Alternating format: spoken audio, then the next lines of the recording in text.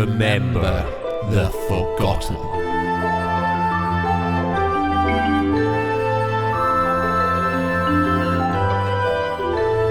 Chapter 23. Remember.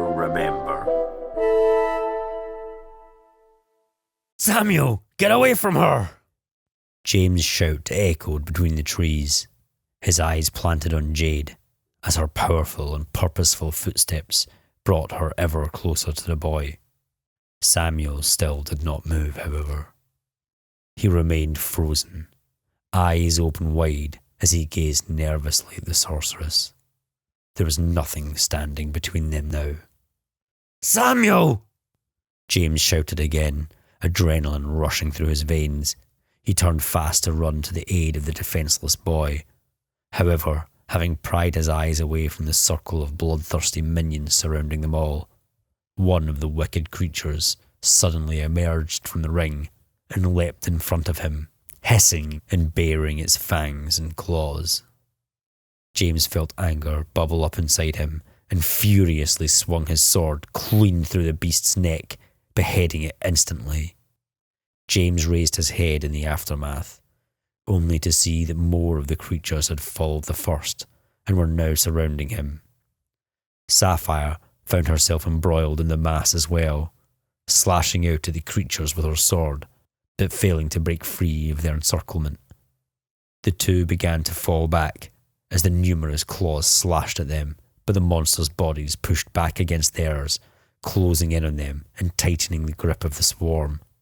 Sapphire and James' backs pressed against each other as the creatures shoved them around, making them both falter, while the monsters' evil grins raised in tandem with their claws and their malice, reflecting poisonously in the moonlight's frigid and mortal embrace.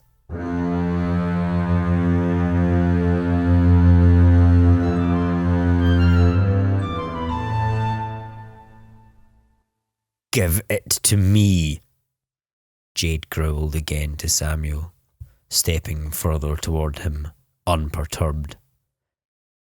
I know something doesn't add up, Samuel shouted back weakly, slowly shuffling away from her. This isn't the first time we've met, is it? Oh, Samuel, Jade merely sighed in response. Round and round again we go. I'm not hindering you at all, am I? Samuel continued on, his gaze softening, weakening, faltering towards the cold ground as his eyes began to water. I'm playing right into your hands. Jade's steps suddenly slowed, her head pulling back slightly in an expression of mild surprise. Afterwards, she looked down at Samuel and smiled. Not the usual menacing grin, but a soft, almost caring smile that was entirely out of place.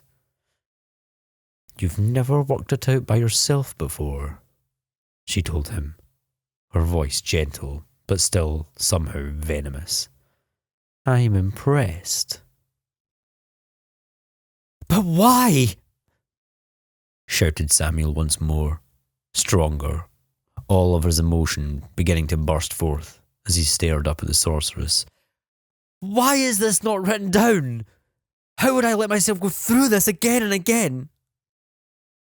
Jade continued to slowly step forward as she continued speaking, reacting not at all to the boy's shouts.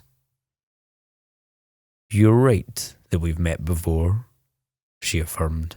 After all, how could a son not have ever met his own mother?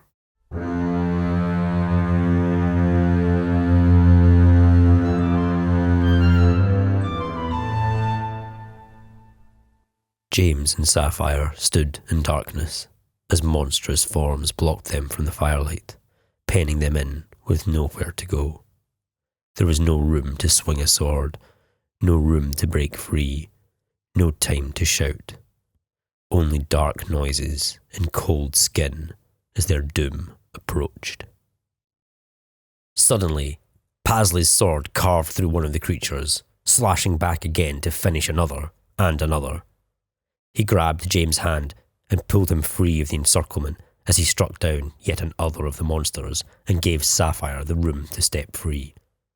The creatures then went on the defensive, spreading out and seemingly losing their confidence, as Pasley cut one down again with a look of furious intensity. Although these creatures swarmed chaotically in front of the three fighters, those of them forming the rest of the large circle were remaining in place, their purpose seeming only to be keeping all those within from escape. "Are you two all right?" Pasley asked his friends, not slightly out of breath. James and Sapphire nodded wearily, no wounds visible on them. Pasley's eyes softened in relief, but the moment could not last. He turned to look behind him, where Samuel and Jade were now face to face.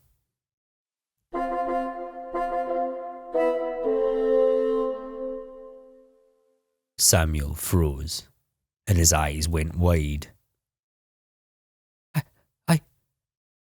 It can't be."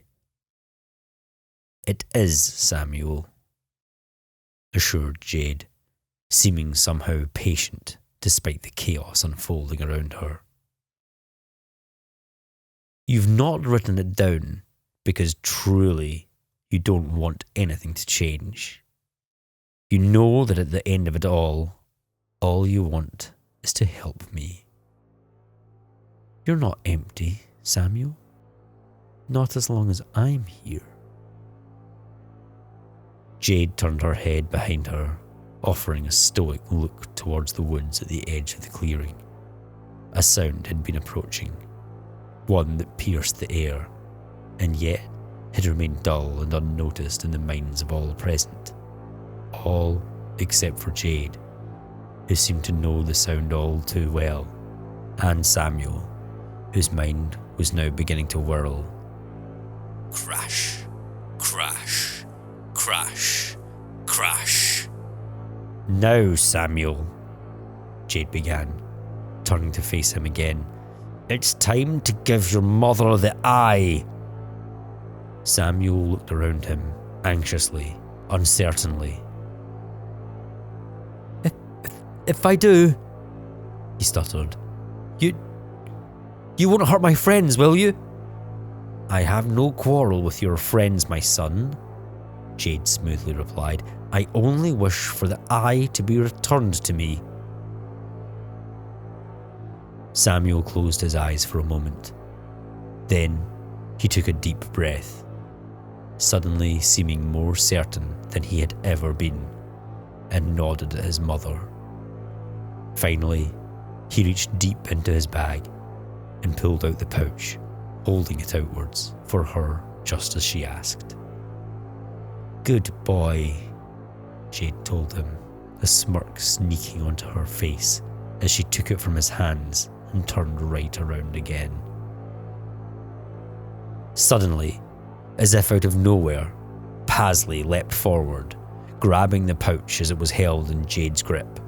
She turned to him, with a sudden snarl returning to her face, her whole body being jostled forward as Paz heaved mightily and snatched the eye from her fingers.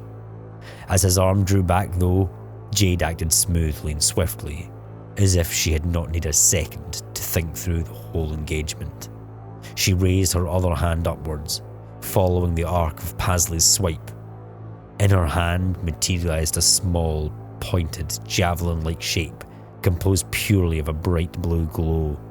Its sharp tip scraped upwards from Pasley's bicep all the way up to his wrist, cutting through his skin like butter and carving out a long line of blackened flesh. In the sudden shock, Paz's fingers released his tight grip on the object in his palm, sending the pouch flying upwards into the air. It spun wildly as it travelled, before eventually losing all momentum and falling hard to the ground, where it embedded itself halfway into the coarse dirt with a thud. Pasley fell to the ground with a sudden and short-lived cry of pain, while Jade turned immediately toward where the eye had landed. "Paz!" Sapphire shouted. already running towards Jade with her sword held high. In a flash of movement, she leapt forth with her sword in the air, slashing sideways towards the sorceress's throat. Even quicker, Jade, without even turning to look, raised out a flat palm. Suddenly, all of Sapphire's momentum seemed to slow mid-air and then strangely began to reverse, until she was sent flying backwards with great force.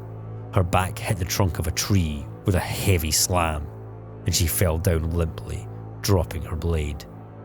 "You bastard!" roared James, gripping his sword furiously and lunging at Jade from the gloom. Before he could reach her, he felt something suddenly grab him from behind and wrench him backwards.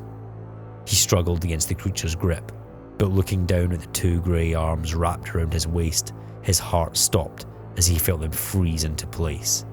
He kicked and flailed desperately, but the stone would not relent. Fury choking his breath, he began to hammer on the stone with the hilt of his sword again and again.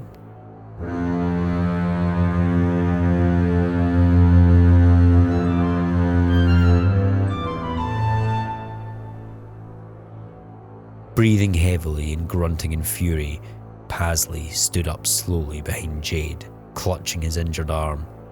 Without giving himself a chance to hesitate, he grabbed his sword on his good arm before lunging forward at her, trying to succeed where his friends had failed. Without turning or even batting an eye, Jade stabbed out behind her with the gleaming weapon of light, piercing Paz through the chest. His lunge halted immediately, and his face exploded in pain and shock. He looked down, breathing intermittently too fast, then slowly gave in to the pull of gravity and fell backwards into the dirt. James and Sapphire both shouted, wailed as they saw it, James hammering panickedly against the creature binding him, and Sapphire crawling back to her feet, struggling to even remain conscious after the shock to her body. Samuel just sat there, eyes wide and unmoving, as he stared down at Pasley's shuddering form. Finally, Jade straightened her back, shook her shoulders, and took a step toward the pouch lying on the ground not far away. She stopped immediately, however, her visage inflaming with inconceivable rage, as another hand reached down and picked it up. There, straightening up with the eye in his hand, stood Zircon.